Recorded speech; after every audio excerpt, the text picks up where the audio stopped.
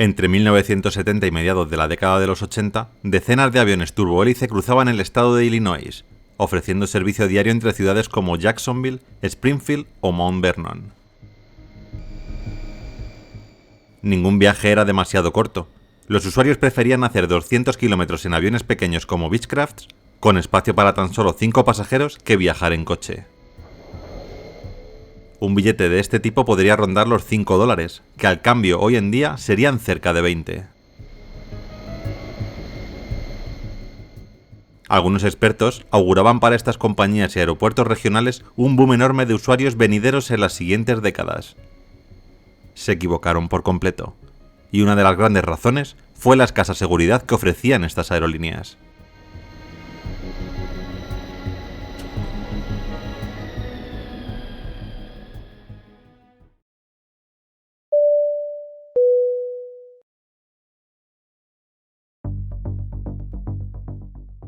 ...11 de octubre de 1983... Aeropuerto Nacional de Springfield, Illinois, Estados Unidos. Son las 8 de la tarde cuando el vuelo 710 de Air Illinois aterriza en este aeropuerto procedente de Chicago. A bordo quedan 7 pasajeros y 3 miembros de la tripulación, listos para partir hacia su destino final en Carbondale, a unos 45 minutos de distancia. El avión ha llegado con algo de retraso respecto al horario marcado.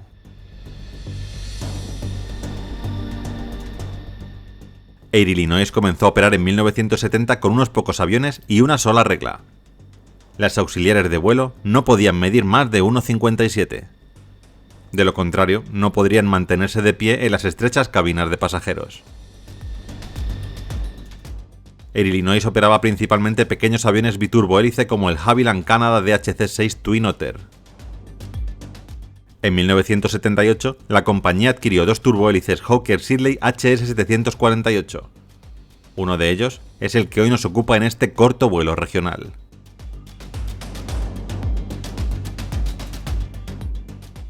Justo en el día de hoy, Air Illinois había realizado el pago final por el avión británico de 10 años de antigüedad, fabricado por la misma empresa que construyó los legendarios Hawker Hurricanes, que ayudaron a ganar la batalla de Inglaterra durante la Segunda Guerra Mundial. Se consideraba un avión resistente. El año anterior, durante un despegue en Springfield, había chocado contra un ciervo en la pista, pero solo sufrió daños menores en una hélice. Durante largos periodos, los registros de vuelo no reflejaban problemas, aunque en la práctica, mecánicos y pilotos de Air Illinois no siempre anotaban las incidencias. En lugar de registrarlas formalmente, solían confiar en conversaciones o notas escritas en pequeños papeles. De hecho, este avión había estado presentando problemas con su generador derecho, uno de los 2 que suministraban electricidad para todo, desde las luces del baño hasta los instrumentos de la cabina. Los fallos incluían niveles de voltaje excesivos y apagones intermitentes del generador. A los mandos del Hawker Siddeley se encuentra el capitán Lester Smith, de 32 años, con residencia en Carbondale, con lo que este vuelo le llevará directamente a casa. Smith era conocido por el resto de pilotos y primeros oficiales por su puntualidad, no le gustaba llegar tarde. Y pese a que la aerolínea no ejercía ningún tipo de presión sobre este tema, Smith prefería arriesgar un poco a llegar tarde, prácticas que no gustaban a algunos de sus compañeros. Junto a él se encuentra el primer oficial Frank Tudor, de 28 años, un copiloto con poca experiencia y muy poco asertivo, o lo que es lo mismo, una persona a la que le costaba dar su punto de vista o exponer sus pensamientos.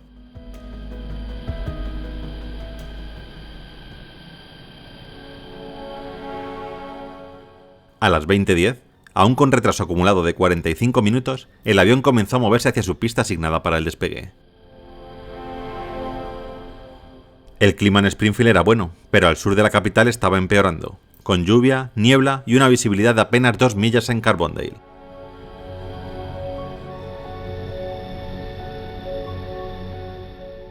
Diez minutos más tarde comenzaron la maniobra de despegue.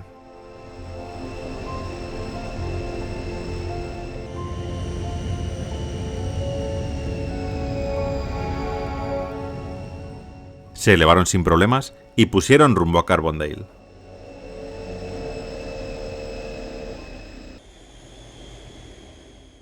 La noche ya se hace presente, y a la altitud de ruta del avión, unos 5.000 pies, las nubes y una pequeña tormenta impiden la visión del terreno de los pilotos.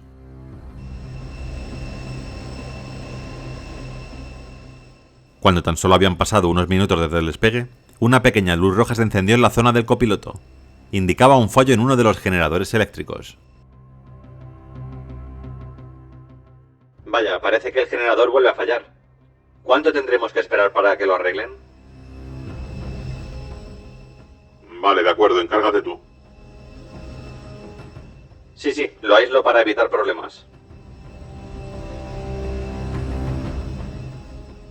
El Hawker Siddeley estaba equipado con 2 generadores que proveían de electricidad al avión. No hay ningún problema si uno de ellos falla, ya que con el funcionamiento de uno podrían volar sin problemas, pero es recomendable aislarlo para no causar problemas al generador que sí queda operativo. El copiloto paró el generador derecho y continuaron su viaje. Pero al poco tiempo las luces comenzaron a parpadear en la cabina. Estaban perdiendo la corriente eléctrica. ¿Qué está pasando? ¿También falla el otro generador? Me temo que para él el que siempre da problemas, el derecho, pero esta vez el que estaba fallando era el izquierdo. Bueno, de acuerdo, no pasa nada, reactiva el derecho de nuevo.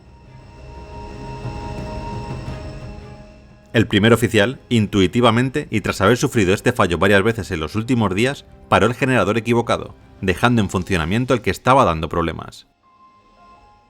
Cuando intentó reactivar el derecho, se llevó una desagradable sorpresa.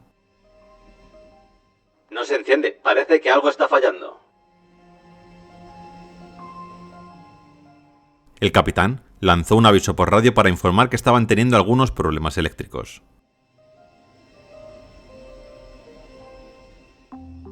En estos momentos hacía tan solo 6 minutos que habían despegado desde Springfield. Sin generadores eléctricos, ahora el avión mantenía su corriente eléctrica a través de unas baterías que se mantenían cargadas gracias a los generadores. Estas baterías tenían una carga útil de unos 30 minutos. Capitán, ¿a cuánto estamos de Carbondale? Creo que podemos llegar en unos 35 minutos. Apaguemos todo lo que no sea necesario para gastar menos batería y podremos llegar sin problema. Después de esto, el copiloto comenzó a apagar las luces exteriores del avión y dejó a oscuras a los pasajeros. 12 minutos después del despegue, la asistente de vuelo Barbara Huffman entró en la cabina, preguntando por qué la cabina principal estaba a oscuras. «La gente quiere saber», dijo ella. «Tenemos un pequeño problema eléctrico, pero vamos a continuar hasta Carbondale», explicó el capitán. «Tuvimos que apagar todas las luces innecesarias». A partir de este momento, comenzaron a monitorear el gasto de batería que hacían cada pocos minutos. Inicialmente tenían 25 voltios, 7 minutos después estaban en 22 y a los 15 en 21. Parecía que todo estaba en condiciones para llegar a Carbondale, pero la siguiente vez que miraron, la batería había bajado a tan solo 13 voltios. ¿Qué estaba pasando con las baterías? Los pilotos no entendían ese bajón tan rápido. Capitán, así no vamos a llegar.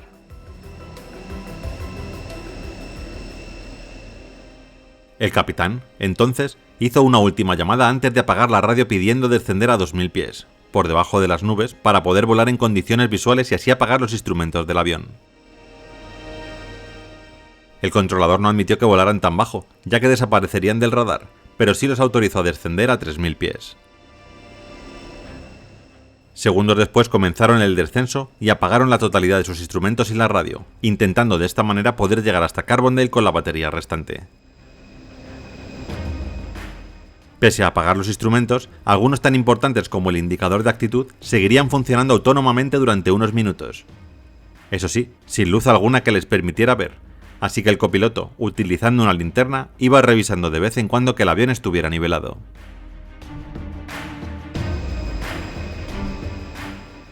Pese a que habían descendido a 3000 pies, aún no veían absolutamente nada, así que el capitán decidió seguir descendiendo.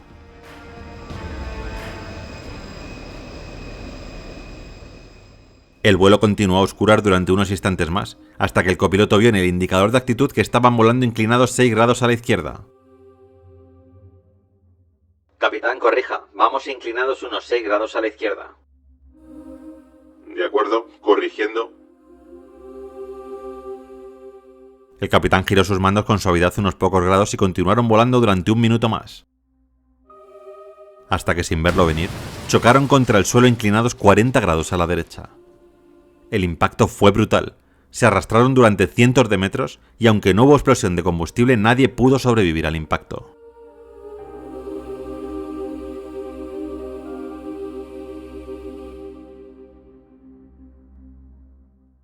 ¿Qué había pasado? ¿Podrían haber salvado el vuelo de alguna manera? El hombre que poseía el terreno a 6 millas al noreste de Pinckneyville y a 40 millas del aeropuerto de Carbondale escuchó el avión dar 2 vueltas sobre su propiedad antes de caer, dejando un rastro de escombros de media milla de largo. Increíblemente, el avión se dirigía en dirección contraria a Carbondale cuando tocó el suelo.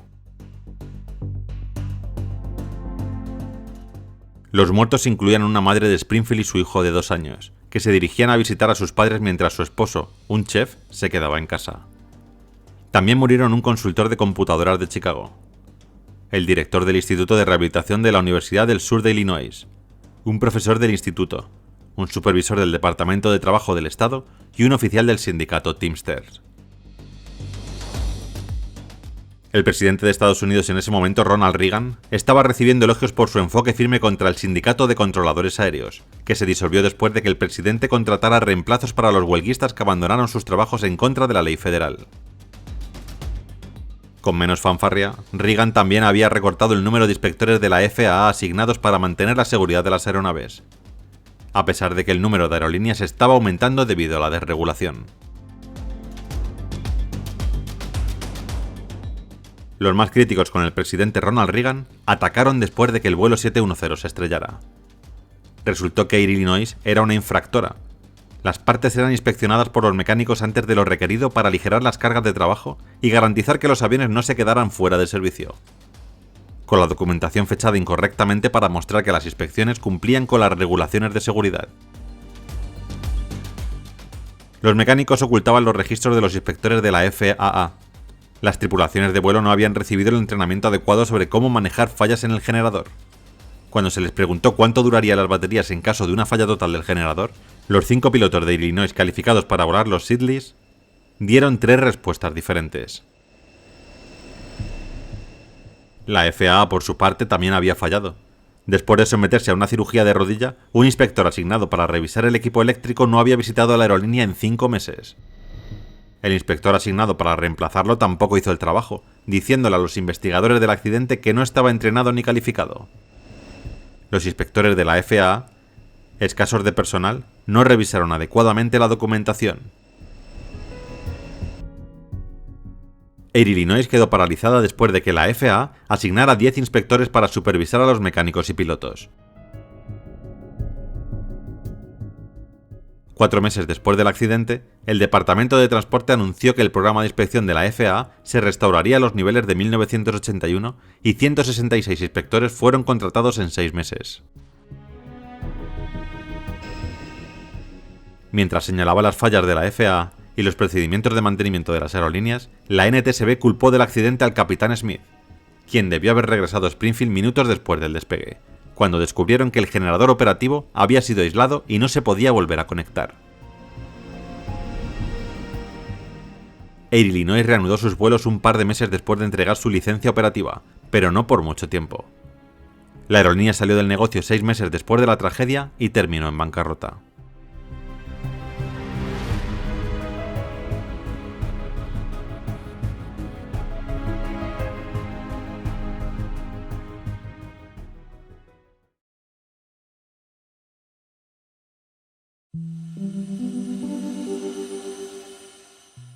Son las 3:15 de la tarde en Iowa, Estados Unidos.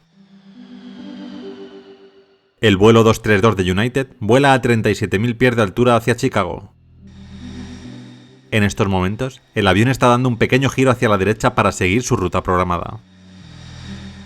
En la cabina de pilotos hay una atmósfera relajada, el clima es excelente y la visibilidad muy amplia.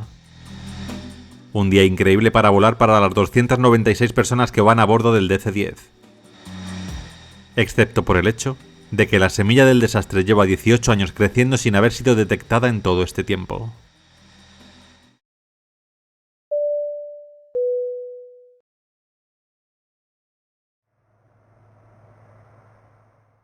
...19 de julio de 1989... Aeropuerto Internacional Stapleton, Denver, Colorado, Estados Unidos.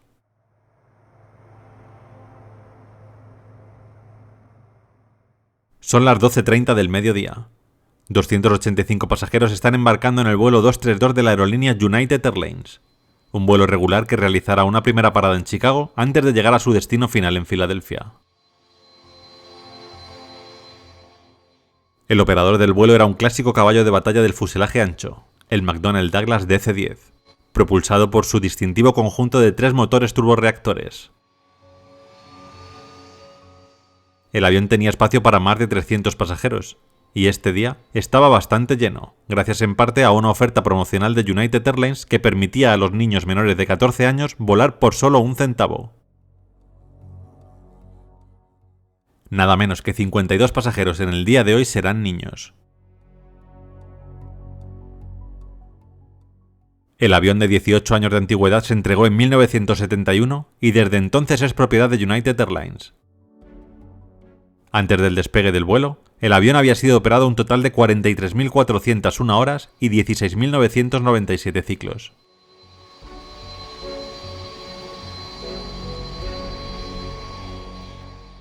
A los mandos está el capitán Al Haynes, de 57 años, que acumulaba 30.000 horas de experiencia.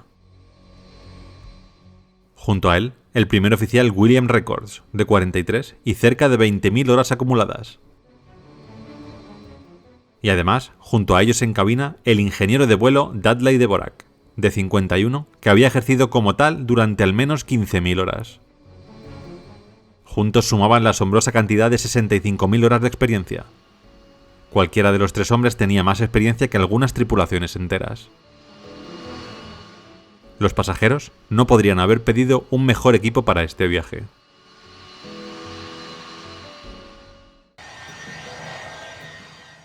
A las 13:00, el avión comenzó a moverse hacia su pista asignada.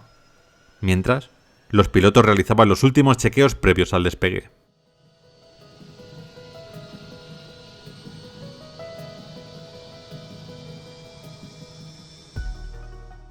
A las 13:09, el DC-10 comenzó a acelerar por la pista de despegue.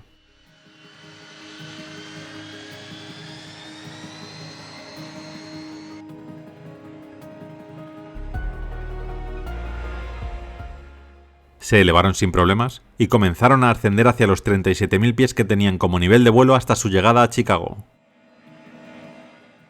A los mandos está el primer oficial Bill Records, mientras que el capitán Haynes se encargará de las comunicaciones.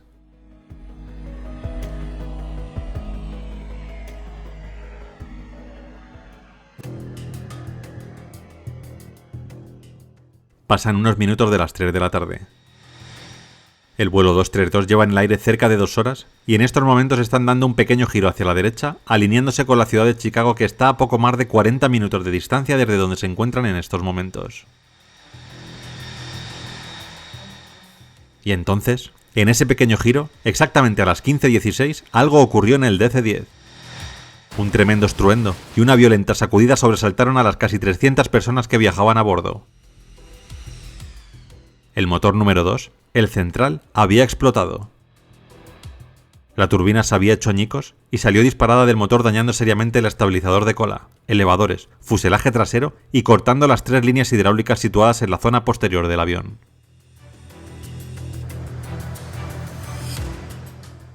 Inmediatamente reconociendo una falla en el motor número 2, el capitán Haynes y el primer oficial Records iniciaron el procedimiento de apagado del motor. Pero momentos después, el ingeniero de vuelo Dvorak observó que la presión en los 3 sistemas hidráulicos estaba cayendo hacia cero. Sin presión hidráulica, sería imposible para los pilotos mover los alerones, elevadores, timón de dirección, estabilizador y todo lo demás que dependía del sistema hidráulico. En el momento de la falla hidráulica, el avión se encontraba inclinado hacia la derecha, realizando el giro que les llevaría hasta Chicago. Sin el uso de los alerones, esta inclinación continuaba y poco a poco se hacía más pronunciada por sí sola. Los intentos de nivelar el avión usando los controles no tuvieron ningún efecto. Tampoco funcionó la conexión del piloto automático, que dependía de los mismos sistemas hidráulicos fallidos. El avión no responde. No puedo nivelar el avión. Nos hundimos a la derecha. Déjame probar. Tomo el control. El capitán Haynes comprobó de primera mano que no podía utilizar sus controles. Sin sistema hidráulico estaban totalmente bloqueados. El momento era crítico. Estaban a punto de entrar en un giro que les llevaría al abismo desde 37.000 pies, unos 11.200 metros. Recordando técnicas utilizadas por tripulaciones anteriores en problemas similares, desaceleró el motor del lado izquierdo, pero no el del derecho, utilizando el empuje diferencial para compensar la inclinación hacia la derecha. Lentamente, el ajuste de mayor potencia en el motor derecho empujó el ala derecha hacia arriba y niveló el avión, que se había desviado de su curso y ahora volaba hacia el sur.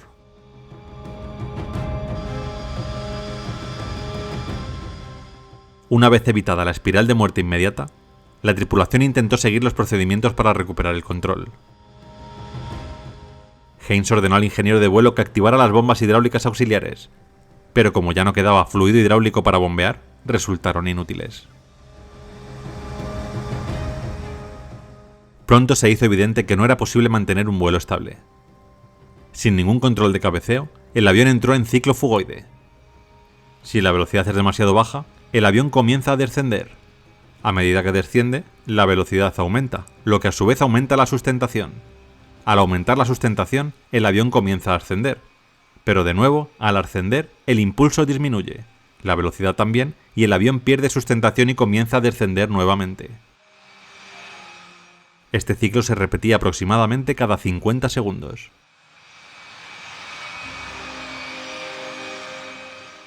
Mientras el DC-10 seguía balanceándose lentamente hacia arriba y hacia abajo, los pilotos se pusieron en contacto con el Centro de Control de Tráfico Aéreo Regional en Minneapolis y declararon una emergencia. El controlador de Minneapolis sugirió que se dirigieran a Des Moines, pero en el minuto siguiente, el avión se desvió hacia el noroeste.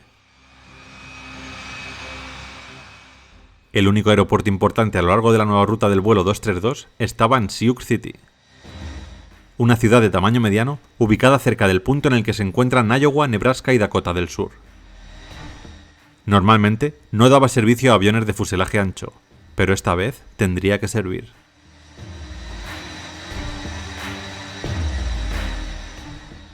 El capitán Haynes decidió que Sioux City era su única esperanza y aceptó la sugerencia del controlador de desviarse hacia allí. Eran las 15:22, 6 minutos después de la explosión. A estas alturas, los pilotos ya tenían claro que los dos motores restantes eran las únicas herramientas disponibles para aterrizar el avión.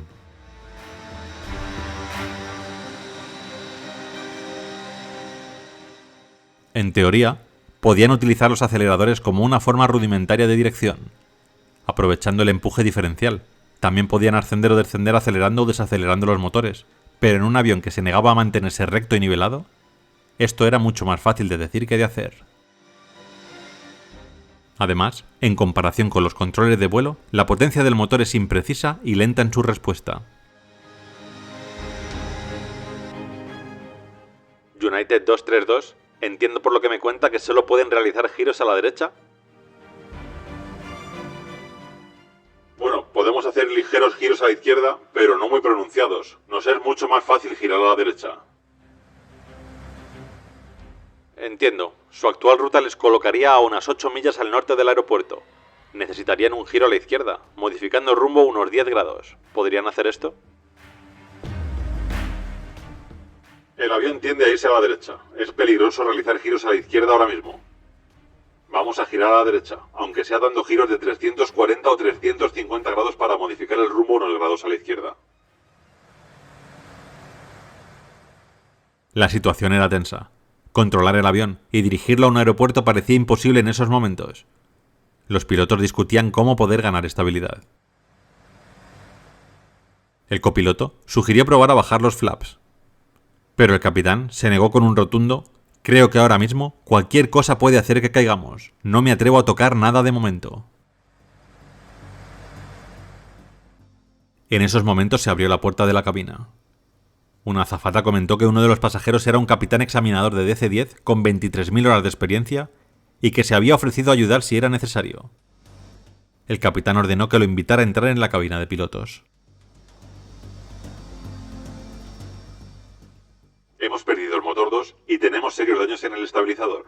Además, estamos sin controles, no hay sistema hidráulico. Necesito que te asomes por las ventanas y me indiques si hay algo mal en los alerones. Fitch echó un vistazo a través de las ventanas. Podía ver los alerones parcialmente sobresaliendo, pero no había señales de movimiento en ninguna de las superficies de control.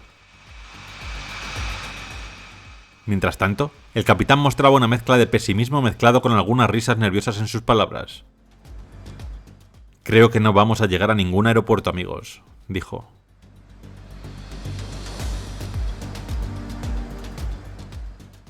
Cuando volvió el piloto examinador, el capitán le ordenó que se hiciera cargo de la potencia de los motores. Se arrodilló y comenzó a jugar con el empuje de cada uno por separado intentando mantener el avión nivelado. Mientras, capitán y copiloto decidieron probar a bajar los flaps. Para su sorpresa, estos no funcionaban.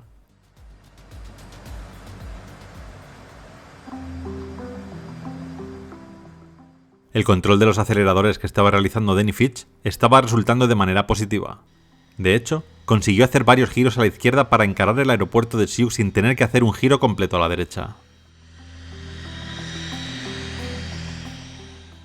Ahora, los pilotos tenían que pensar cómo aterrizar. En ese momento, todavía tenían una gran cantidad de combustible extra para el resto del viaje, lo que aumentaría considerablemente su peso de aterrizaje. Más peso haría que el avión fuera difícil de detener en la pista, un problema grave, considerando además que los frenos de las ruedas necesitaban energía hidráulica para funcionar. Comience a descargar combustible. Realice el vaciado rápido. Reduzcamos el peso lo más rápido que podamos.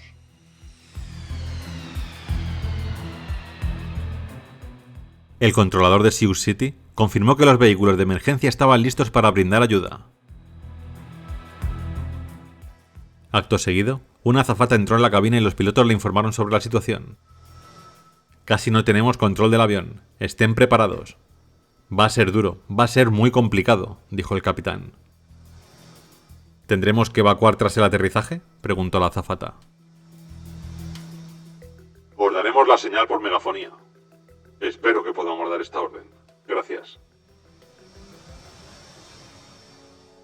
Gracias a usted también, dijo la azafata. La tripulación de cabina ahora sabía la magnitud del peligro. El capitán Haynes había dejado entrever en sus palabras que había opciones de que se estrellaran. La tripulación discutió entonces cómo bajarían el tren de aterrizaje sin energía hidráulica y determinaron que tendrían que abrir sus puertas manualmente y dejar que el tren cayera por su propio peso. Así que iniciaron la maniobra pese a estar alejados del aeropuerto. Mientras descendían a 7.500 pies, los pilotos luchaban por mantener el rumbo correcto. Para aterrizar en la pista 31 deben de realizar un pequeño giro a la izquierda.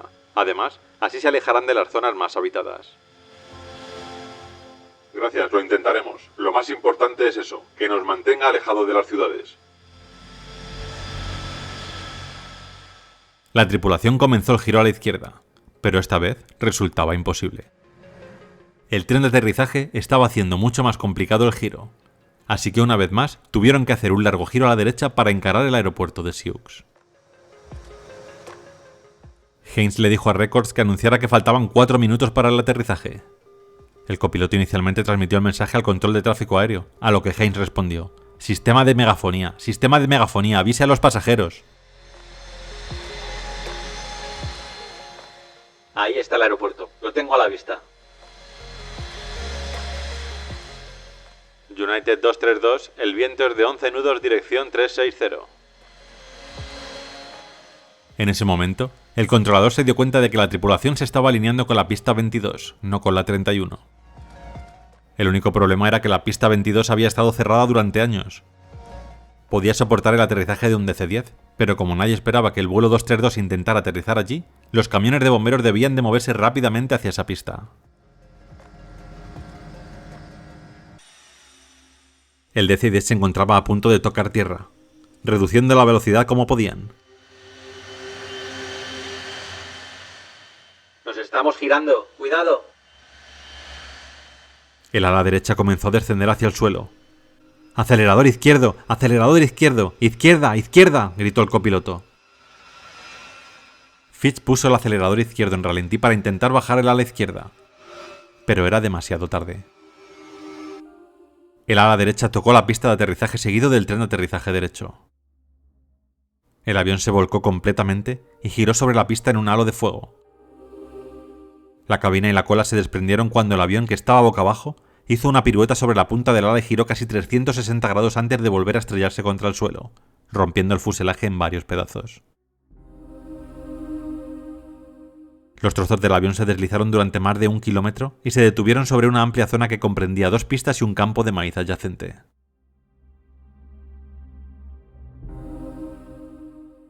Prácticamente toda la sección de clase ejecutiva se desintegró, matando a casi todos los que estaban dentro. Los que se encontraban cerca de la cola sufrieron un destino similar. Pero la sección central, con las alas unidas, permaneció relativamente intacta, quedando boca abajo en un campo de maíz con la mayoría de sus ocupantes aún con vida. El fuego y el humo llenaron inmediatamente el fuselaje en ruinas, mientras los pasajeros heridos luchaban por salir de la maraña de asientos, equipajes, paneles, hierros y personas. Muchos lograron salir, pero otros sucumbieron a los vapores tóxicos, desplomándose en los pasillos mientras morían por inhalación de humo. Los equipos de rescate no pudieron localizar la cabina de los pilotos hasta 35 minutos después del accidente. Al Haynes, Bill Records, Dudley Dvorak y Denny Fitch estaban gravemente heridos, pero vivos. En total, 112 personas murieron en el accidente, 171 resultaron heridas de consideración y 13 personas resultaron ilesas. ¿Qué había pasado? ¿Qué ocurrió en el motor número 2 del DC-10? La NTSB determinó que la causa probable de este accidente fue la consideración inadecuada dada a los factores humanos y las limitaciones de los procedimientos de inspección y control de calidad utilizados por las instalaciones de revisión de motores de United Airlines. Esto resultó en la falla de detectar una grieta por fatiga originada por un defecto metalúrgico no detectado previamente ubicado en un área crítica del disco del ventilador de etapa 1 de aleación de titanio que fue fabricado por General Electric Aircraft Engines. La forma incontrolada en que falló el motor resultó en fragmentos de metal lanzados a alta velocidad desde el motor. Estos fragmentos penetraron las líneas hidráulicas de los 3 sistemas hidráulicos independientes a bordo de la aeronave, que perdieron rápidamente su fluido hidráulico. A pesar de estas pérdidas, la tripulación pudo alcanzar y luego mantener un control limitado usando los aceleradores para ajustar el empuje de los motores restantes montados en las alas. Al usar cada motor de forma independiente, la tripulación hizo ajustes aproximados en la dirección. Y cuando los utilizaron de manera conjunta, pudieron ajustar aproximadamente la altitud. La tripulación guió el avión averiado hasta el aeropuerto Sears Gateway y lo alineó para aterrizar en una de sus pistas. Sin el uso de flaps y slats, no pudieron reducir la velocidad para aterrizar y se vieron obligados a intentar aterrizar a una velocidad terrestre muy alta. El avión también aterrizó a una velocidad de descenso extremadamente alta debido a la incapacidad de frenar. Como resultado, al tocar tierra, el avión se rompió, volcó y se incendió. Después de este accidente, el proceso de fabricación del titanio se modificó para eliminar el tipo de anomalía gaseosa que sirvió como punto de partida de la grieta. Los lotes más nuevos de titanio utilizan temperaturas de fusión mucho más altas y un proceso de triple vacío en un intento de eliminar dichas impurezas. Los diseños más nuevos como el McDonnell Douglas MD-11 han incorporado fusibles hidráulicos para aislar una sección perforada y evitar una pérdida total de fluido hidráulico. Este accidente se convirtió desde entonces en un ejemplo de gestión exitosa de los recursos de la tripulación, CRM. El monumento conmemorativo del vuelo 232 se construyó a lo largo del río Missouri, en Sioux City, Iowa, para conmemorar el heroísmo de la tripulación del vuelo y los esfuerzos de rescate que realizó la comunidad de Sioux City después del accidente. Cuenta además con una estatua del teniente coronel de la Guardia Nacional de Iowa, Dennis Nielsen, mientras llevaba a un niño de 3 años a un lugar seguro. Denny Fitch, el capitán examinador que se encontraba entre los pasajeros, falleció en 2012, mientras que el capitán Al Haynes lo hizo en 2019. Sus actos fueron heroicos y consiguieron vivir lo suficiente como para ver una industria de la aviación más segura, en parte gracias a las lecciones aprendidas en el vuelo 232 de United Airlines.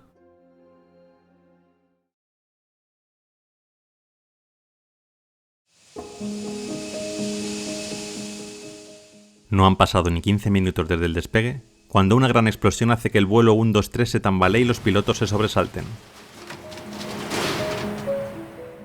Tokio, JL123. Solicito regreso a Haneda. Tenemos algún problema grave. El primer oficial comenzó el giro de vuelta al aeropuerto. Inicialmente viajaban hacia el oeste dejando el aeropuerto detrás de ellos. Cuando iniciaron el giro de vuelta, lo hicieron hacia el norte. Y ese sería el rumbo que seguirían durante el resto del viaje.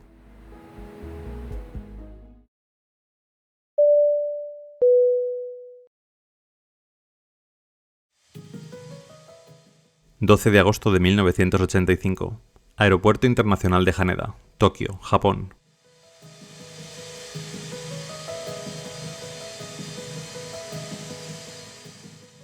Son las 5:20 de la tarde, y aquí, un 747 de la aerolínea Japan Airlines acaba de aterrizar en Tokio. Ha sido su cuarto vuelo regional del día. En menos de una hora, este 747 saldrá a destino Osaka como vuelo 123 de Japan Airlines y en él viajarán 509 pasajeros y 15 miembros de la tripulación.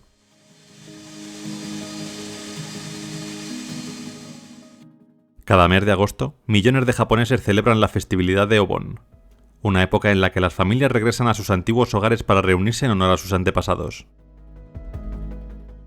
La avalancha de viajes resultante es a la vez un beneficio anual inesperado y un problema para las aerolíneas nacionales japonesas, que necesitan transportar a una parte importante de la población del país en un periodo de tan solo 3 días.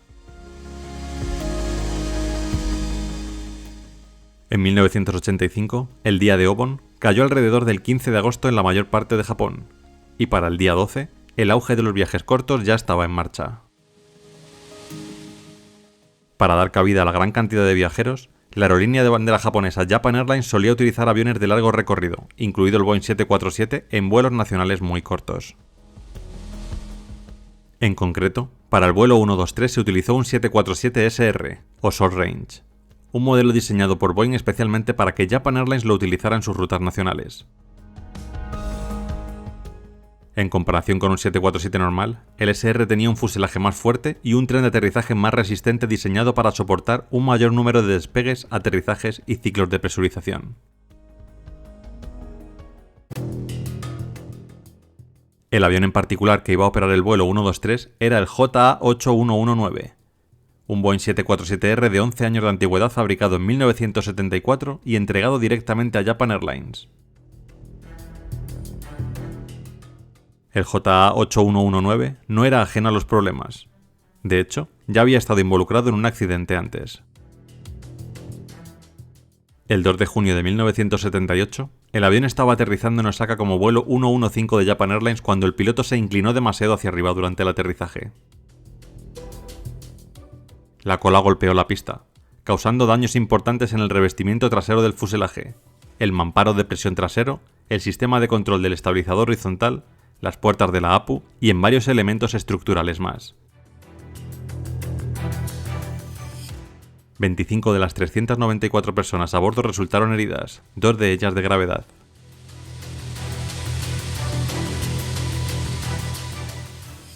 El avión quedó fuera de servicio durante un tiempo como consecuencia del accidente y tuvo que ser trasladado a un centro de reparación para realizarle reparaciones exhaustivas.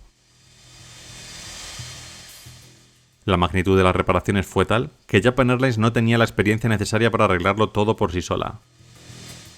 Por lo que la empresa contrató un equipo de reparación de Boeing con base en Tokio. Algunos de los daños más importantes que se produjeron durante el accidente se produjeron en el mamparo de presión de popa. Este mamparo, que tiene una forma parecida a la de un paraguas de lado, separa la cabina de pasajeros presurizada del espacio no presurizado del interior de la cola.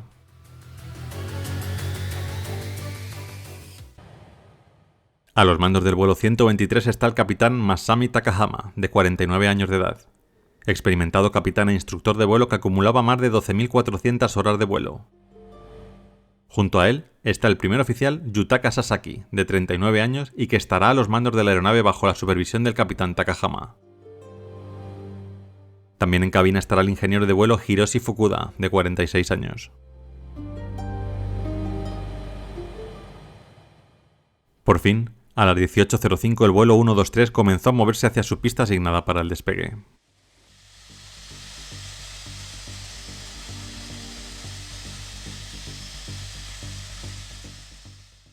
Este será el vuelo 12.319 del 747 desde la gran reparación realizada 7 años antes.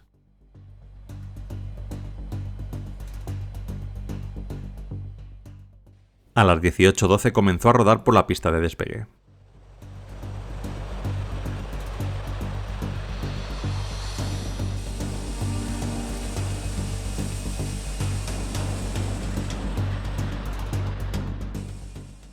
Se elevaron sin problemas y pusieron rumbo a Osaka, a tan solo 54 minutos de distancia.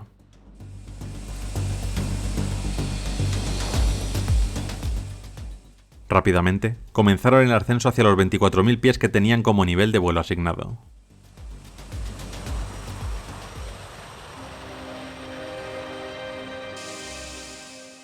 El 747 continúa su ascenso.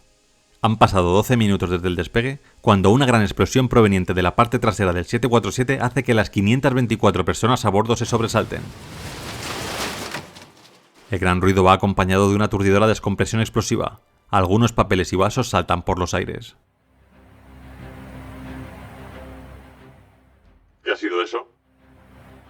¿Algo explotó? Los motores están bien, pero el líquido hidráulico está bajando rápidamente.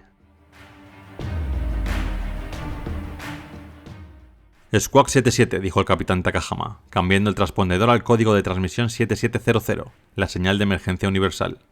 Luego, llamó al control de tráfico aéreo de Tokio. Tokio, JL123, solicito regreso a Haneda. El controlador les autorizó rápidamente a virar a la derecha rumbo 090 para regresar al aeropuerto. El 747 tiene 4 sistemas hidráulicos independientes, pero todos ellos pasan por la cola, porque ahí es donde se encuentran la mayoría de los controles de vuelo.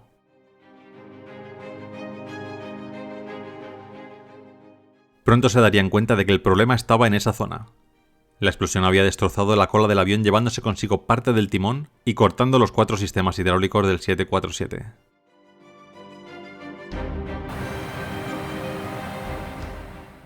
El primer oficial comenzó el giro de vuelta al aeropuerto. Inicialmente viajaban hacia el oeste dejando el aeropuerto detrás de ellos. Cuando iniciaron el giro de vuelta, lo hicieron hacia el norte. Pero a medida que la presión hidráulica se iba agotando, a el primer oficial Sasaki le resultaba cada vez más difícil mantener el ángulo de inclinación correcto mientras giraba de regreso hacia el aeropuerto. Todo el líquido hidráulico se ha ido. El avión dejó de girar. Ahora volaban rumbo al norte sin control alguno sobre la aeronave, alejándose de cualquier aeropuerto en el que el 747 pudiese aterrizar.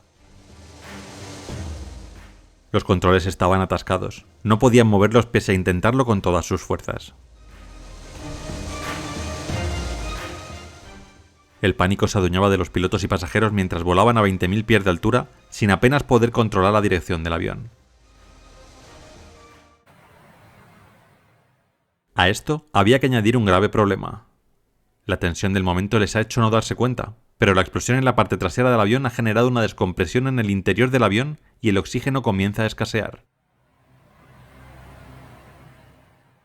Los pasajeros se han puesto sus máscaras de oxígeno, ya que tras la explosión cayeron del techo, pero los pilotos no lo han hecho.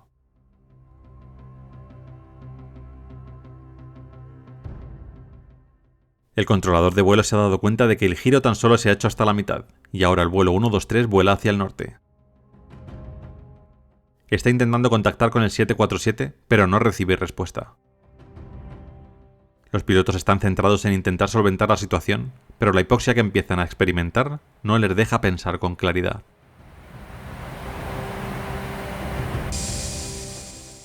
Unos minutos después, la pérdida de presión hidráulica en los controles hace que el avión entre en un ciclo fugoide. En un ciclo fugoide, el avión desciende poco a poco y gana velocidad hasta que empieza a elevarse por sí solo, entrando en un ascenso que a su vez hace que pierda velocidad hasta que se inclina y entra de nuevo en un descenso. En el caso del vuelo 123, el avión se embarcó rápidamente en un movimiento fugoide con periodos de 90 segundos, una amplitud de 3.000 a 5.000 pies y un ángulo de cabeceo que variaba entre 15 grados con el morro hacia arriba y 5 grados con el morro hacia abajo.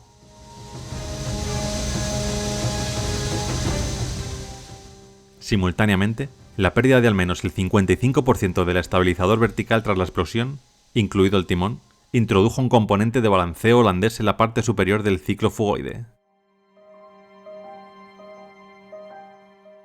En un balanceo holandés, un avión sin estabilización lateral comienza a comportarse como un remolque que patina en la autopista, balanceándose y guiñando de un lado a otro con un periodo regular. Después de la separación del estabilizador, el vuelo 123 experimentó un balanceo holandés con un periodo de 12 segundos, durante el cual giraba 50 grados a la derecha, luego 50 grados a la izquierda, repitiendo este ciclo una y otra vez.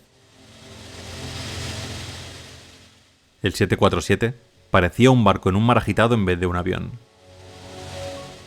La tripulación intentaba sin éxito parar este balanceo que estaba generando pavor en los pasajeros, pero sin sistemas hidráulicos era imposible.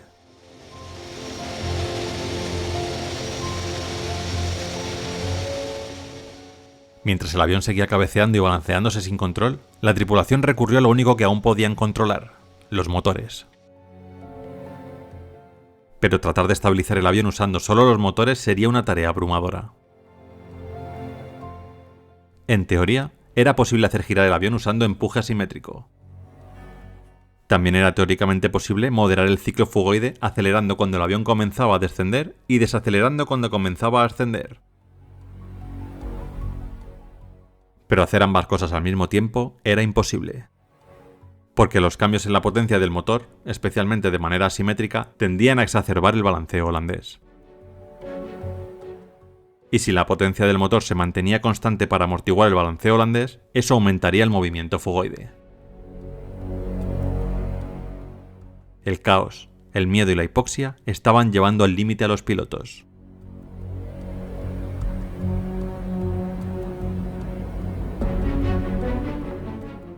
Confundido por el motivo por el cual el vuelo 123 no regresaba a Haneda, el controlador decidió darle a la tripulación más opciones y ofreció guiarlos hasta Nagoya, pero los pilotos se negaron e insistieron en que querían regresar a Haneda. Al percibir que la tripulación tenía dificultades para comunicarse claramente en inglés bajo presión, el controlador permitió que la conversación cambiara al japonés.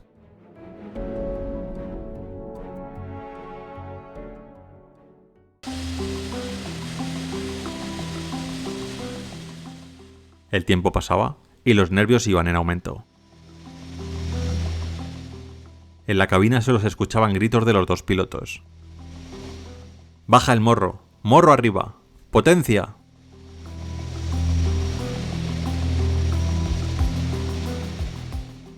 En un esfuerzo por restaurar algo de estabilidad a su trayectoria de vuelo, el ingeniero de vuelo Fukuda bajó el tren de aterrizaje. La resistencia resultante moderó el movimiento de cabeceo, pero disminuyó la estabilidad lateral, lo que hizo más difícil controlar el giro holandés.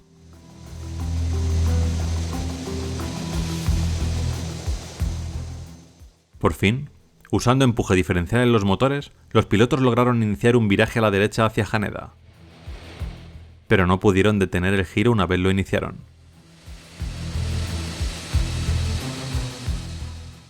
El 747 comenzó un pronunciado bucle descendente de 360 grados sobre la ciudad de Otsuki, perdiendo 5.000 pies en el proceso.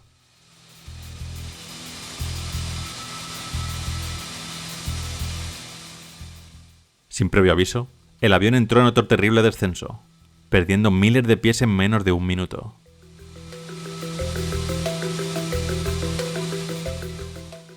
Las montañas al norte del monte Fuji se alzaban en la distancia mientras el vuelo 123 caía a una altitud de solo 5.000 pies, más baja que muchas de las cumbres circundantes.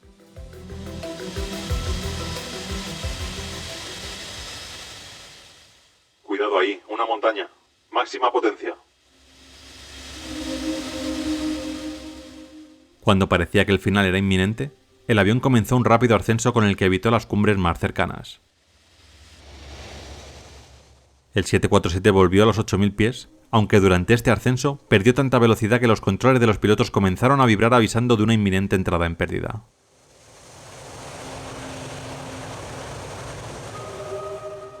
Se desató entonces una batalla desesperada para evitar que el avión descendiera hacia las montañas. El capitán Takahama hizo todo lo posible para dar órdenes sobre cuándo mover los aceleradores, gritando sin parar: «Potencia, baja el morro, levanta el morro, máxima potencia». Mientras, el avión ascendía, se detenía, descendía y volvía a ascender repetidamente. Pero los motores no responden a las órdenes de empuje de forma instantánea, y resultó imposible ajustar sus órdenes con la suficiente precisión para recuperar el control. Los pilotos intentaron extender y retraer repetidamente los flaps para aumentar y disminuir la resistencia, y por tanto la velocidad, pero los flaps respondían incluso más lento que los motores. Durante varios minutos, la cabina se llenó de gritos de morro arriba, morro abajo, flaps abajo, potencia. Mientras esto sucedía, desde el suelo varios testigos hicieron algunas fotografías del avión. Uno de ellos incluso afirmó que el avión parecía un borracho tambaleándose en el cielo. En el interior del avión, muchos de los pasajeros comenzaron a escribir notas de despedida a sus familiares y amigos. El avión se acercaba peligrosamente a las montañas. El descontrol y el miedo en cabina iban en aumento.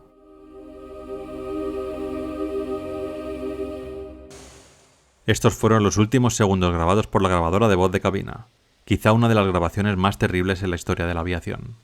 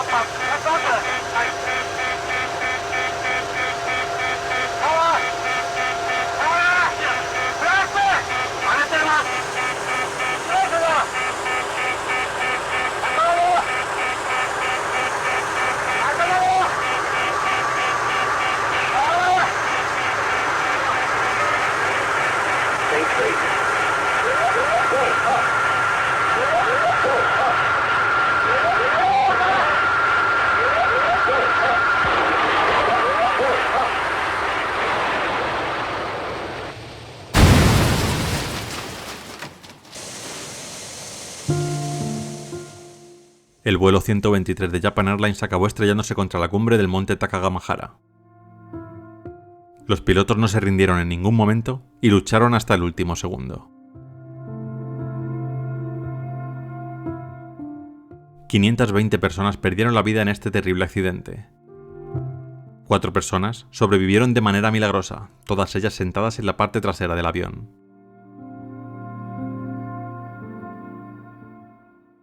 A día de hoy, este vuelo sigue siendo el más grave en cuanto a víctimas mortales involucrando una sola aeronave.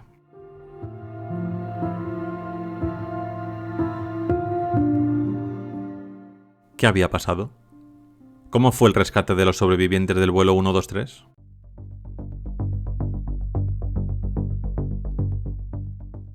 En el aeropuerto de Haneda y en la cercana base aérea de Yokota, los controladores vieron con horror cómo el 747 con 524 personas a bordo desaparecía de sus pantallas del radar.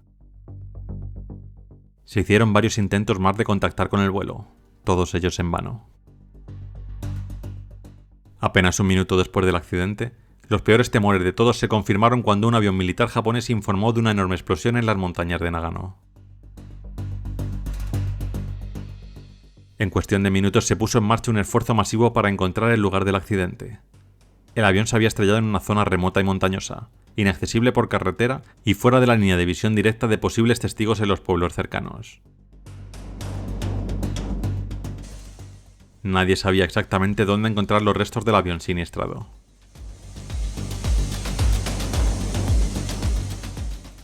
Tras enterarse de que el avión había desaparecido en las inmediaciones de su ruta de vuelo, un C-130 de la Fuerza Aérea de los Estados Unidos logró localizar desde el aire los restos en llamas del 747, unos 25 minutos después del accidente, e informó a las autoridades japonesas de las coordenadas. Pudieron ver fuego y escombros esparcidos por una amplia zona, pero poco que fuera reconocible como parte de un avión. Por radio, uno de los miembros de la tripulación dijo: «Dudo que haya supervivientes». Según los testimonios de la tripulación del C-130, que se hicieron públicos años después, la Fuerza Aérea ofreció enviar un helicóptero con equipos de rescate para descender hasta los restos, pero el gobierno japonés nunca aceptó la propuesta. En base al terreno y el informe de la tripulación del C-130, se supuso que no era posible que hubiera supervivientes, y, en ausencia de tal urgencia, las autoridades locales prefirieron organizar la búsqueda por sí mismas. Resultó ser un error de cálculo fatal.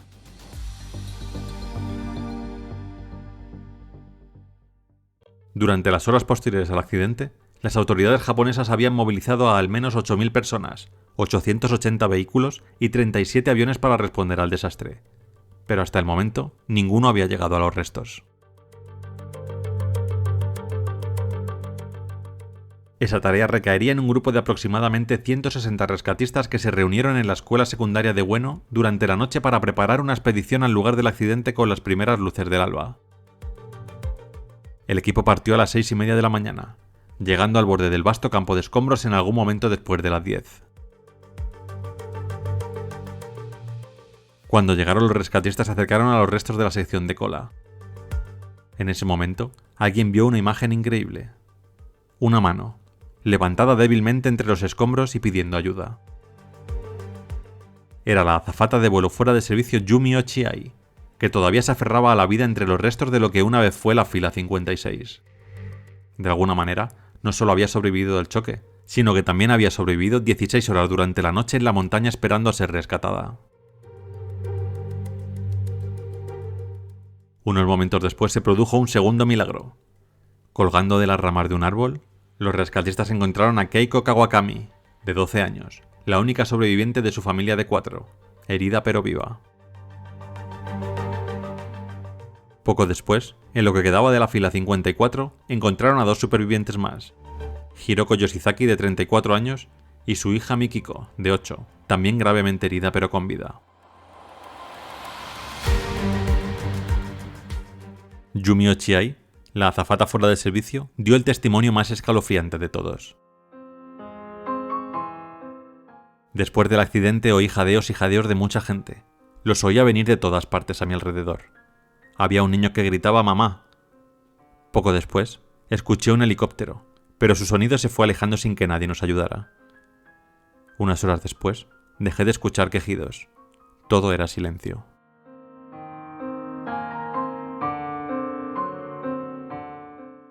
Yumi Ochiai había revelado una terrible verdad sobre el accidente del vuelo 123 de Japan Airlines. Muchas más personas habían sobrevivido al accidente, pero murieron en la ladera de la montaña esperando ser rescatadas.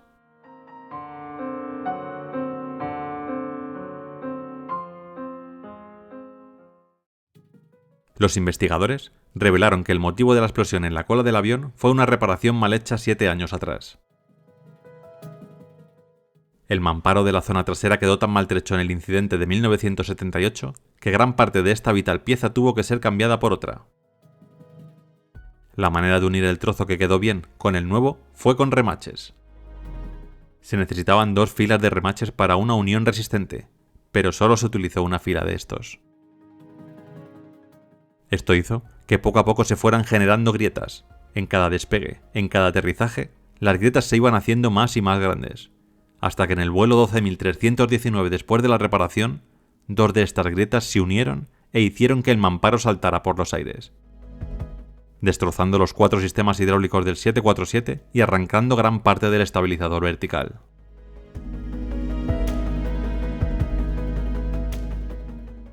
un oficial de Japan Airlines que había coordinado el mantenimiento de aviones en el aeropuerto de Haneda, incluido el de este 747, se suicidó en el mes de septiembre de 1985.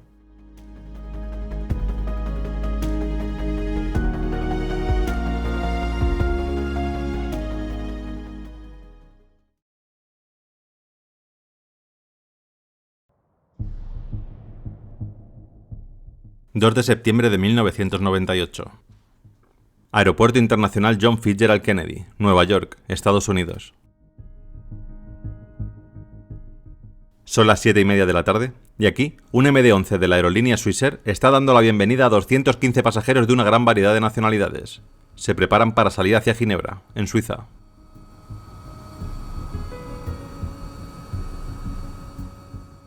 A finales de los años 90, la aerolínea de bandera suiza Swissair atravesaba graves problemas financieros.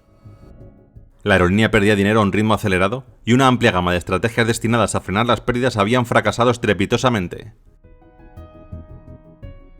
Entre las medidas adoptadas para intentar aumentar los ingresos estaba la instalación de un nuevo sistema de entretenimiento a bordo de sus aviones de larga distancia. Este sistema, que hoy es estándar en los grandes jets, pero que en su momento fue revolucionario, permitía a los pasajeros de primera clase y clase ejecutiva ver televisión y películas, jugar, navegar por internet, apostar y observar el progreso del vuelo en un mapa. Swissair fue una de las primeras aerolíneas en instalar un sistema de este tipo en sus aviones, y la primera en hacerlo en el MD-11, el orgullo de su flota de larga distancia.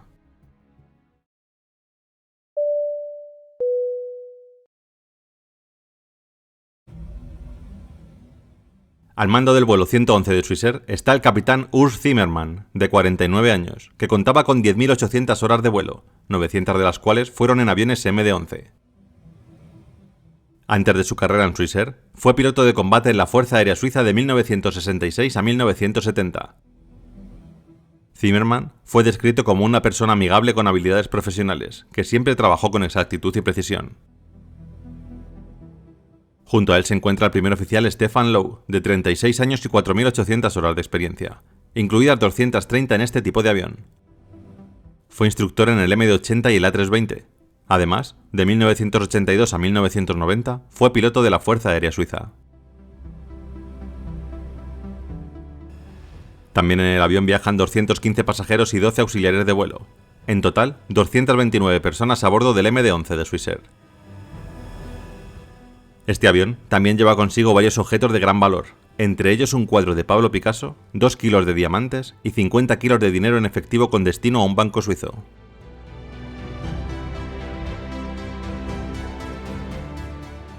Con pilotos experimentados, un avión de última generación y una aerolínea de primera clase que no había tenido un accidente importante en casi 20 años, ni los pasajeros ni la carga tienen de qué preocuparse.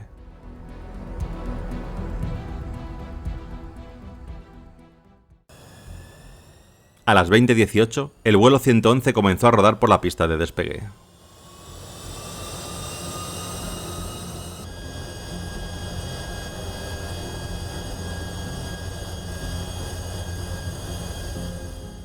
Se elevaron sin problemas y comenzaron a prepararse para lo que debería ser un rutinario vuelo nocturno.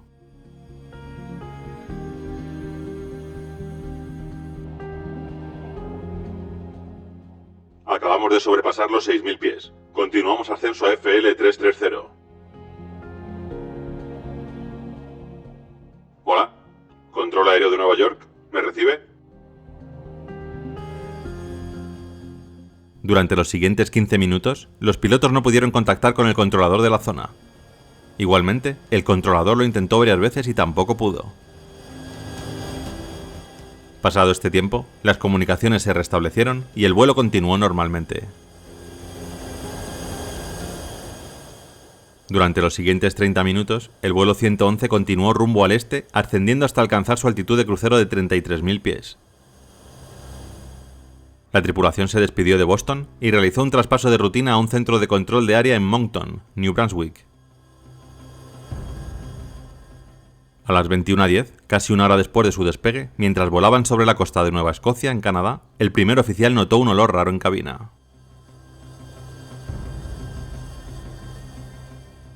Unos segundos después, el capitán Zimmermann vio unas pequeñas volutas de humo que descendían del techo, cerca de un respiradero del aire acondicionado en la parte trasera de la cabina.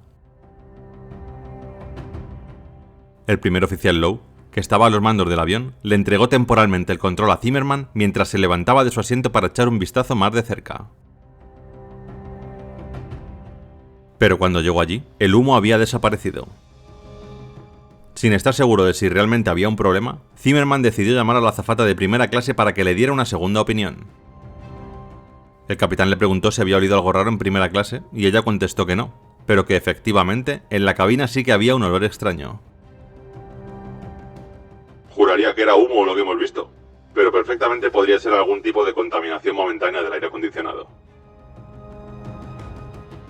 Después de que un cambio de flujo del aire alejara temporalmente el humo, parecía que el problema había desaparecido.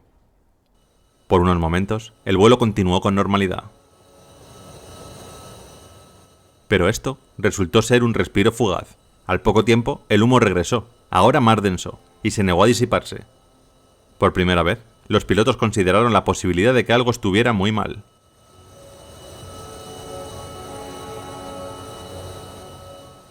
En la cabina, la tripulación comenzó a examinar sus opciones para desviarse de la ruta. Solicitaron información meteorológica de Nueva York, Boston y Moncton, ninguno de los cuales estaba particularmente cerca, pero el humo se hacía más y más denso por momentos. A las 21:14, el capitán Zimmerman llamó al control de Moncton y declaró pam pam pam, un nivel de peligro por debajo de Mayday, y pidió que se les diera permiso para volar hacia Boston. Boston estaba a más de 500 kilómetros, pero el capitán Zimmerman conocía el aeropuerto y Swissair tenía un centro de mantenimiento allí. En respuesta a la llamada pam pam pam del capitán Zimmerman, el controlador autorizó el vuelo 111 a regresar a Boston. Aunque el humo no era excesivamente denso ni irritante, los pilotos consideraron prudente preparar sus máscaras de oxígeno.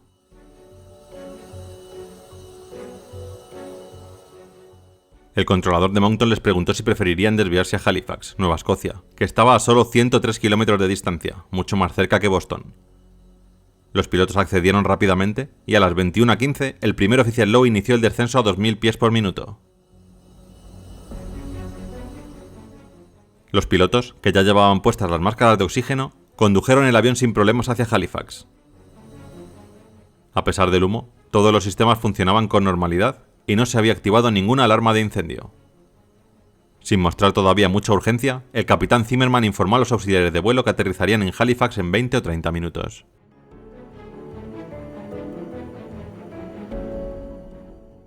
Swissair 111, autorizados a descender a 3000 pies. El aterrizaje será en la pista 06. Actualmente están a 55 kilómetros del aeropuerto. Si necesitan algo más, comuníquense. Sí, de momento vamos a permanecer en FL80. Las auxiliares necesitan algo más de tiempo para preparar a los pasajeros. También necesitaremos dar algunas vueltas en el descenso.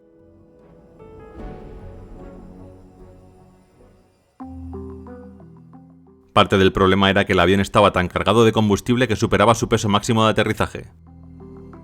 Aterrizar sin vaciar primero el combustible podría dañar el avión, pero era permisible en caso de emergencia. Sin embargo, los pilotos no creían que la situación justificara medidas tan drásticas.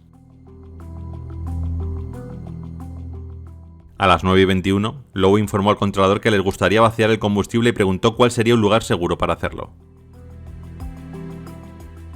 Por lo general, el combustible solo se vierte sobre el agua para no dañar a las personas, pero en ese momento, el vuelo 111 estaba sobre tierra. Para llevar el avión a un lugar de vaciado adecuado, el controlador les autorizó a virar hacia St. Margaret's Bay, al suroeste de Halifax. Unos minutos después, el vuelo 111 se niveló a 10.000 pies e inició los preparativos para soltar combustible.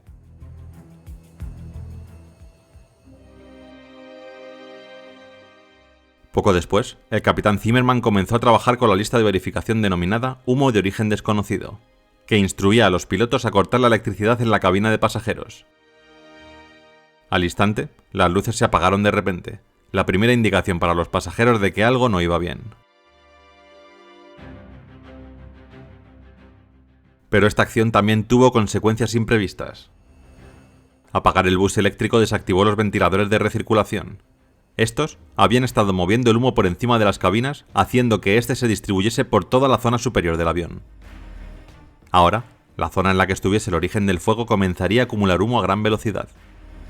Y para su sorpresa, los pilotos enseguida se darían cuenta que esa zona estaba sobre sus cabezas.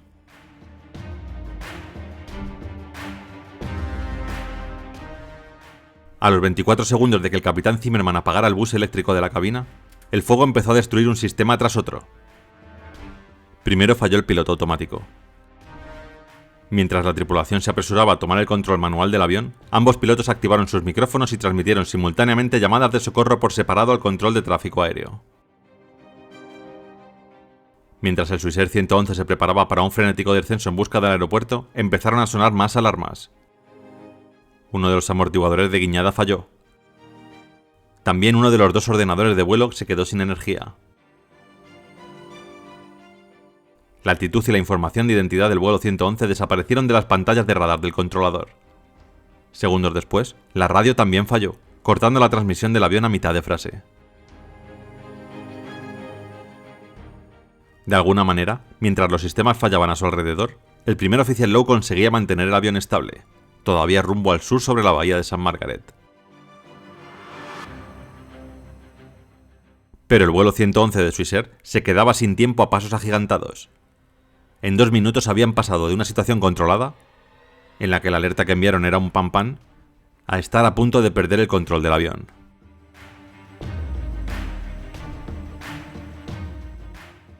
El controlador intentó 2 veces ponerse en contacto con el vuelo para darles permiso para descargar combustible. No tuvieron tiempo de explicarle que la urgencia en esos momentos era otra, pero no hubo respuesta de la tripulación. De hecho, nunca más volvería a saber de ellos.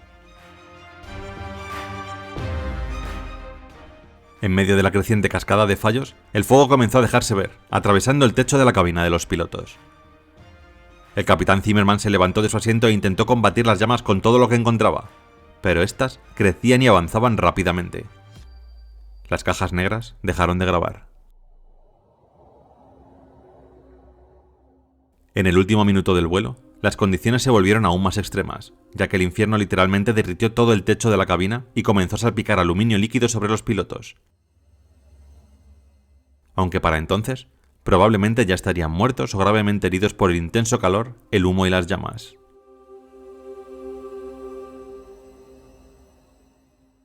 El vuelo 111 de Swissair continuó volando durante 4 minutos más, completamente aislado del mundo. Hasta el final, la mayoría de los pasajeros probablemente nunca supieron que el avión estaba en llamas. No se encontraron rastros de humo en la popa de primera clase.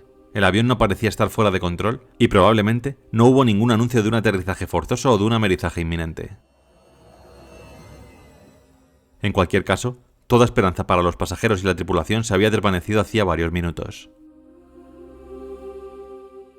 A las 21:31 y 18 segundos, el vuelo 111 de Swissair se estrelló en el oscuro océano Atlántico, descendiendo a más de 550 km por hora.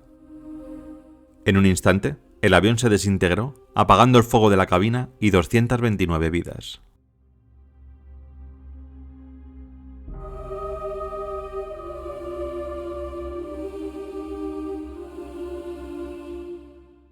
¿Qué había pasado? ¿Qué originó el fuego que acabó con los pilotos y con el vuelo 111?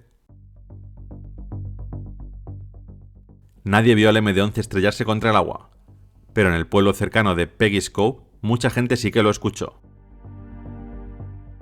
Los pescadores que acudieron al lugar encontraron solo restos destrozados y cuerpos mutilados. Estaba claro que nadie podría haber sobrevivido. El MD-11 yacía en el fondo del océano dividido en varios millones de piezas, un enorme rompecabezas que había que recomponer. Al principio, los buzos sacaron piezas del avión que se encontraban 55 metros bajo el agua, pero cuando el clima otoñal comenzó a empeorar, los buzos fueron reemplazados por una operación de pesca de arrastre. Ese esfuerzo, a su vez, dio paso a un dragado exhaustivo del fondo marino que continuó hasta diciembre de 1999, recuperando finalmente un increíble 98% del peso del avión. Sin embargo, nunca se encontró ningún rastro del cuadro de Picasso ni de los diamantes.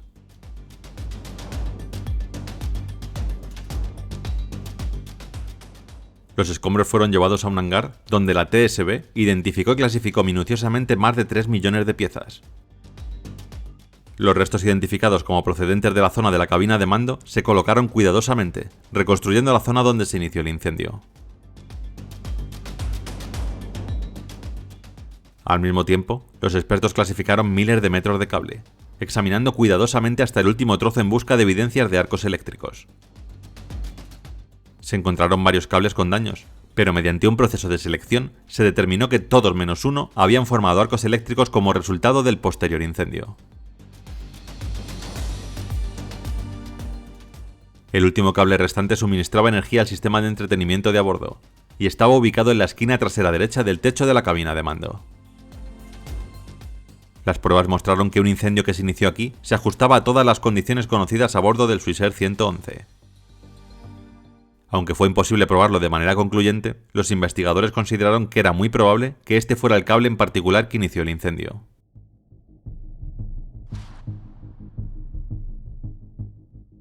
Cuando identificaron erróneamente la fuente del humo, el capitán Zimmerman y el primer oficial Lowe reaccionaron con menos urgencia de la que habrían tenido si hubieran sabido del incendio. Según la información de que disponían, la amenaza del humo parecía ser menos importante que la amenaza de lesiones a los pasajeros si se apresuraban a aterrizar con sobrepeso en una cabina no preparada.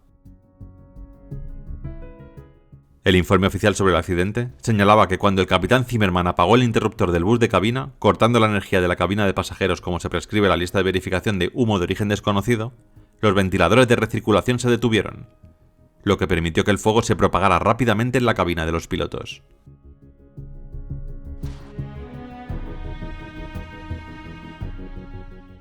En 1999, siguiendo una recomendación de la TSB, la FAA ordenó que se inspeccionaran los cables de todos los MD-11. En varias aerolíneas, las inspecciones detectaron numerosos cables agrietados, desgastados o dañados de otro modo, lo que llevó a la FAA a emprender una gran iniciativa para que el cableado de los MD-11 cumpliera la normativa y se actualizara. En el año 2000, nuevamente a instancias de la TSB, la FAA ordenó la retirada de todas las láminas de aislamiento Mylar de los aviones, así como de varios otros materiales de aislamiento que no superaban las nuevas pruebas de inflamabilidad más estrictas de la agencia. Hoy en día, todos los materiales de aislamiento utilizados en los aviones deben demostrar que no se encienden ni propagan llamas incluso cuando se exponen directamente a una fuente localizada de calor o fuego.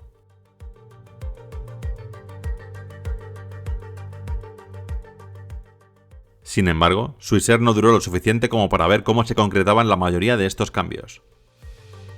Una serie de malas inversiones y costosos juicios relacionados con el accidente pusieron a la aerolínea al borde de la insolvencia. Y después, la crisis mundial de la aviación tras los ataques del 11 de septiembre acabó con ella. Swissair se declaró en quiebra en 2002 y sus activos fueron transferidos a Crossair, poniendo fin a los 71 años de historia de la histórica aerolínea de bandera suiza. En su informe final, la TSB también pidió cambios que ayudaran a futuras investigaciones.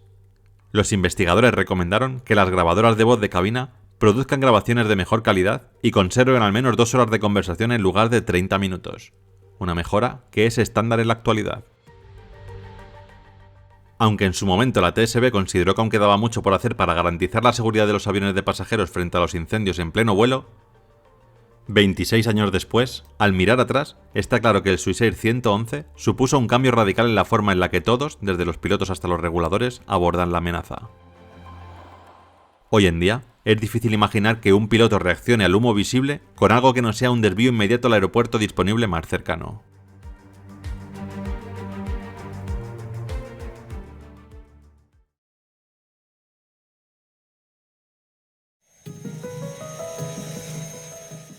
Son las 18:51. El DC-9 de Air Canada lleva ya más de 3 horas en el aire en su trayecto hacia Toronto, cuando el capitán escucha 3 ruidos seguidos muy rápidos. ¿Qué fue eso? Déjame ver, ha sonado aquí detrás de mi asiento. Ah, sí, lo veo, déjame a mí. Habían saltado 3 disyuntores, los cuales el copiloto intentó volver a poner en posición sin éxito. Repitió el intento varias veces, pero los disyuntores volvían a saltar una y otra vez. Son los disyuntores del baño, del motor de descarga. Bueno, si no funciona el baño, pues no funciona. Estamos a mitad de camino ya.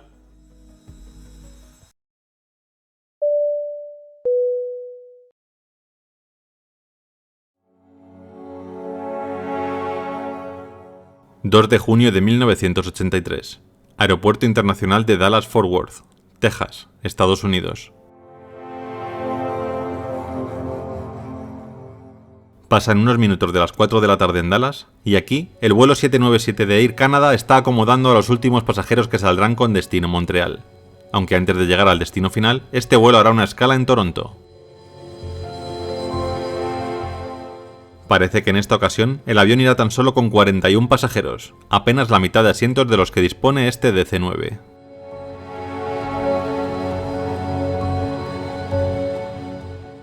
Este avión, DC-9-32 de 15 años de antigüedad, es una aeronave que ha sufrido numerosos percances a lo largo de este tiempo, teniendo abiertos hasta 76 partes de incidencias. Sin ir más lejos, tan solo unos años atrás, en 1979, esta aeronave se vio envuelta en un grave incidente cuando poco después del despegue, el mamparo de presión trasera que separa la cabina de pasajeros de la cola del avión sufrió una enorme descompresión. La poderosa descompresión hizo estallar el cono de cola del avión y dañó tanto los cables de control de vuelo como los cables que transmiten las entradas del piloto a los motores. Tras el accidente, el avión fue reparado pero nunca volvió a ser el mismo. En su reparación hubo que cortar y empalmar numerosos cables para acceder a la estructura dañada.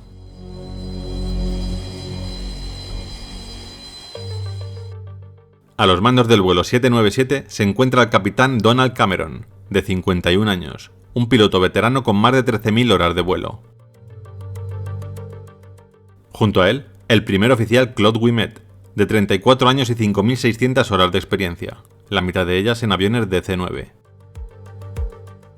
A ellos se unieron 3 tripulantes de cabina, formados por el asistente de vuelo principal Sergio Benetti, la asistente de vuelo número 2 Laura Kayama y la asistente de vuelo número 3 Julie Davidson.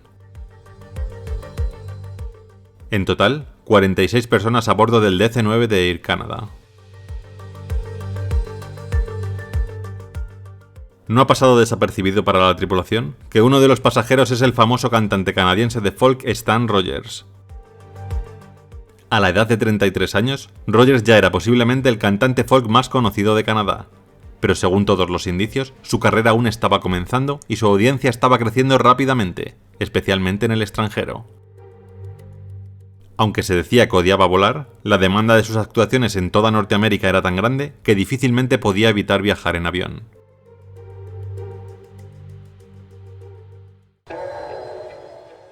A las 16:25, el DC-9 comenzó a rodar por la pista de despegue.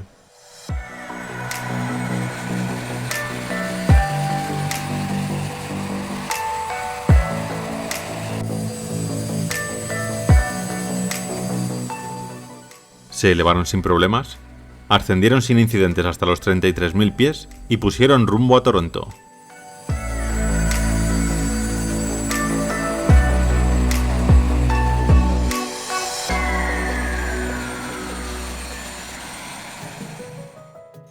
Son ya las 18:51. El DC-9 de Air Canada lleva ya más de 3 horas en el aire en su trayecto hacia Toronto, cuando el capitán escucha 3 ruidos seguidos muy rápidos. ¿Qué fue eso? Déjame ver. Ha sonado aquí detrás de mi asiento. Ah, sí, lo veo. Déjame a mí. Habían saltado 3 disyuntores, los cuales el copiloto intentó volver a poner en posición sin éxito. Repitió el intento varias veces, pero los disyuntores volvían a saltar una y otra vez. Son los disyuntores del baño, del motor de descarga. Bueno, si no funciona el baño, pues no funciona. Estamos a mitad de camino ya. Durante los siguientes 8 minutos no hubo señales de ningún problema más. Los pilotos anotaron la falla en el libro de registro, se pusieron en contacto con el centro de Indianápolis y charlaron sobre el tiempo. A las 18:59, el capitán intentó de nuevo accionar los disyuntores. Según su estimación, ya había pasado suficiente tiempo para que se enfriara el motor de descarga. Pero nada, volvían a saltar. No le dieron mucha más importancia y continuaron su trayecto ignorando este problema.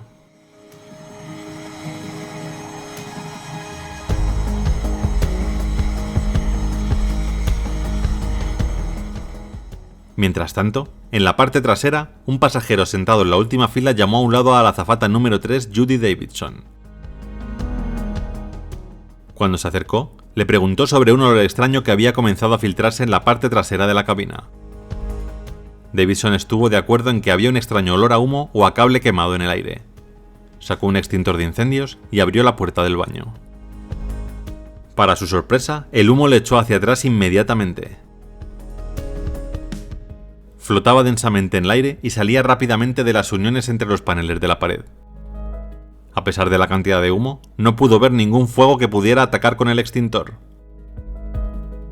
Rápidamente trasladó esta noticia a los otros 2 auxiliares de vuelo y estos entraron en la cabina de los pilotos para notificar la situación.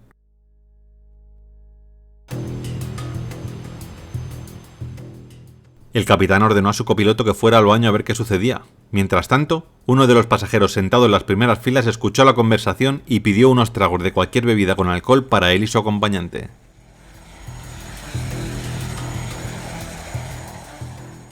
Si la reacción de la tripulación y los pasajeros parece demasiado casual, cabe señalar que en 1983 los incendios en los baños de los aviones eran un fenómeno relativamente común. Aunque fumar en los baños estaba prohibido desde mediados de los años 70, todavía estaba permitido en la cabina y en ocasiones los pasajeros provocaban incendios menores al arrojar cigarrillos mal apagados a los contenedores de basura de los baños. Estos contenedores de basura están diseñados para contener un incendio, y en este DC-9 en particular, los contenedores incluso estaban equipados con extintores automáticos activados por calor. Por lo que si bien un incendio de este tipo requería una respuesta, no necesariamente habría sido una emergencia.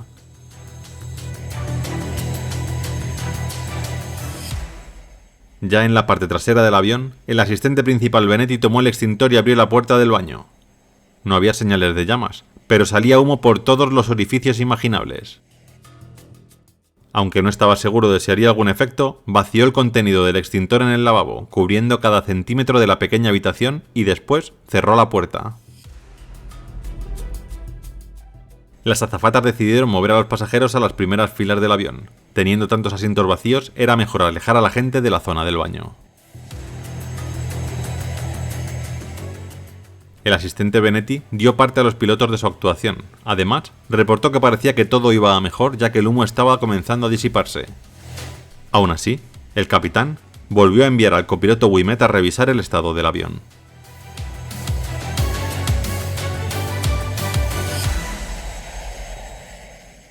Cuando el copiloto se acercaba al baño, efectivamente vio que el humo era mucho menos espeso en ese momento.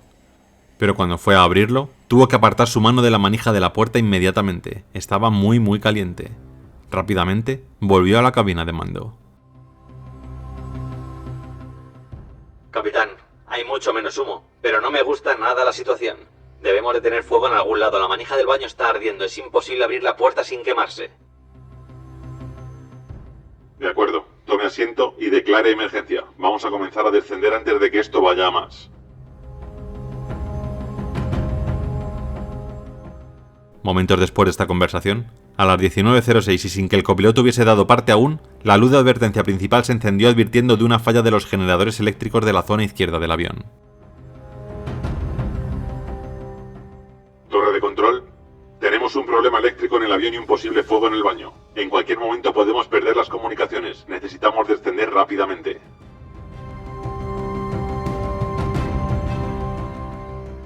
«40 segundos después de esta comunicación, el registrador de voz de cabina y el registrador de datos de vuelo dejaron de grabar simultáneamente. Poco después de eso, la luz principal de precaución se encendió nuevamente y los generadores eléctricos de la zona derecha y de emergencia se quedaron sin energía. La mayoría de los instrumentos de los pilotos comenzaron a fallar.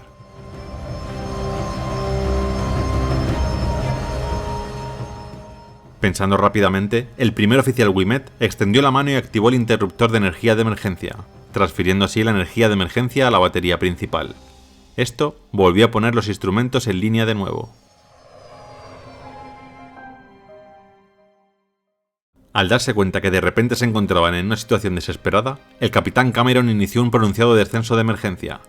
Mientras, el primer oficial Ouimet llamó por radio al centro de Indianápolis y declaró una emergencia, diciéndole al controlador que el vuelo 797 tenía un incendio a bordo y estaba cayendo. El controlador tras identificar el avión, respondió que el aeropuerto más cercano era el de Cincinnati, a menos de 25 millas náuticas al noreste.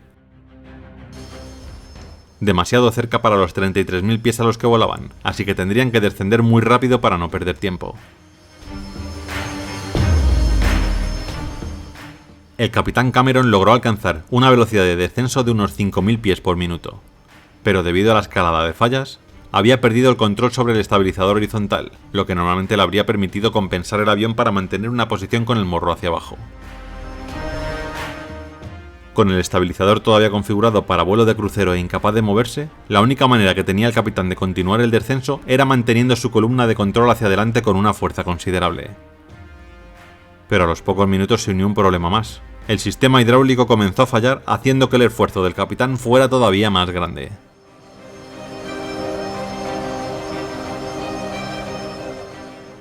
Si todo era complejo en esos momentos, lo peor estaba a punto de llegar.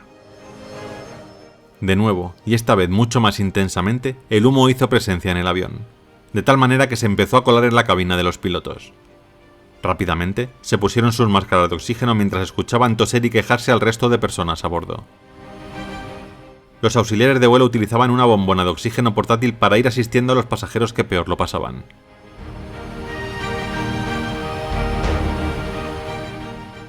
El avión no iba a llegar a la altura deseada a tiempo, así que se vieron forzados a hacer un giro a la izquierda para ganar algo de tiempo mientras seguían con el descenso. Cuando parecía que ya nada podía ir a peor, la energía auxiliar dejó de funcionar y los instrumentos de los pilotos volvieron a caer. Ahora, con la cabina llena de humo, la única manera de poder ver la inclinación, la velocidad, la dirección y algunos datos más era con los instrumentos de la zona central del avión, los cuales eran mucho más pequeños.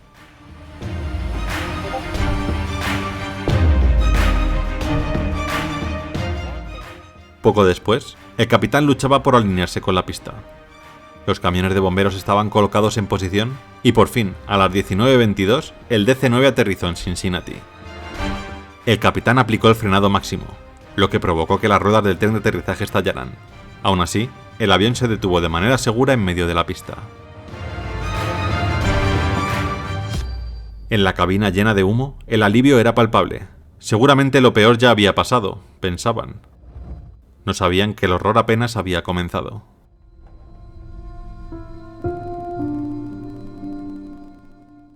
Tan pronto como el avión se detuvo, comenzó una frenética evacuación. Los asistentes de vuelo abrieron ambas salidas delanteras, mientras que los pasajeros abrieron 3 de las 4 salidas superiores y la gente comenzó a salir del avión. El humo era tan denso que los pasajeros no podían verse las manos delante de la cara. La única forma de ver algo o de respirar era tirarse al suelo y gatear. Las salidas eran invisibles, escondidas detrás de una nube de humo negro mientras los pasajeros luchaban por encontrarlas. En la cabina, los pilotos terminaron de apagar los motores e intentaron salir por la cocina, pero no veían absolutamente nada.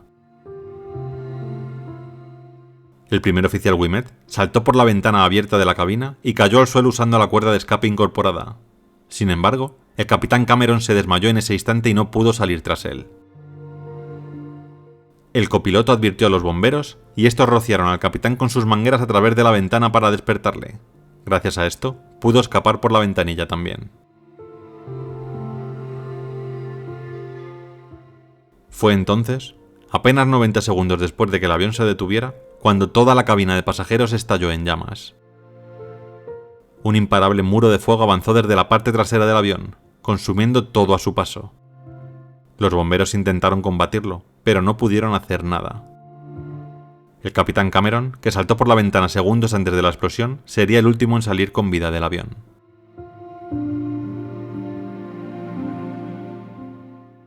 Mientras los bomberos trabajaban para controlar el incendio, las azafatas alinearon a los pasajeros y comenzaron a contar. Su sombría cuenta se limitaba a solo 18.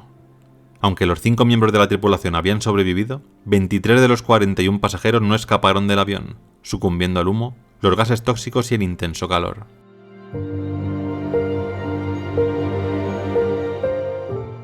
Tanto para los pilotos como para los asistentes de vuelo, fue un golpe devastador.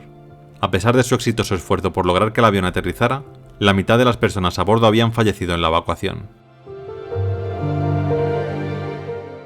Entre los pasajeros que no lograron salir con vida estaba el cantante Stan Rogers.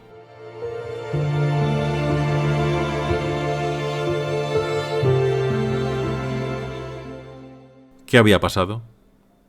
¿Qué hizo que el avión fallara eléctricamente y acabara en llamas?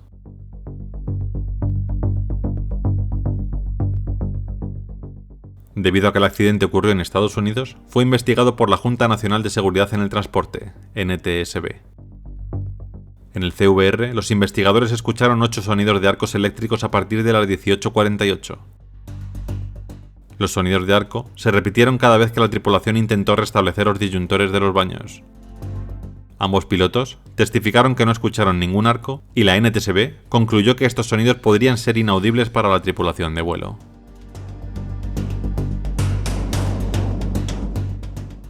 Finalmente, la NTSB no pudo determinar el origen del incendio, aunque es posible que lo generase un cortocircuito derivado de los intentos de restaurar los disyuntores en su posición operativa por parte de los pilotos. En agosto de 1984, la NTSB emitió un informe final que, si bien elogiaba al capitán por exhibir una excelente habilidad para volar sin la cual el avión y todos los que iban a bordo habrían perecido, concluía que la decisión retrasada de la tripulación de vuelo de iniciar un descenso de emergencia contribuyó a la gravedad del accidente.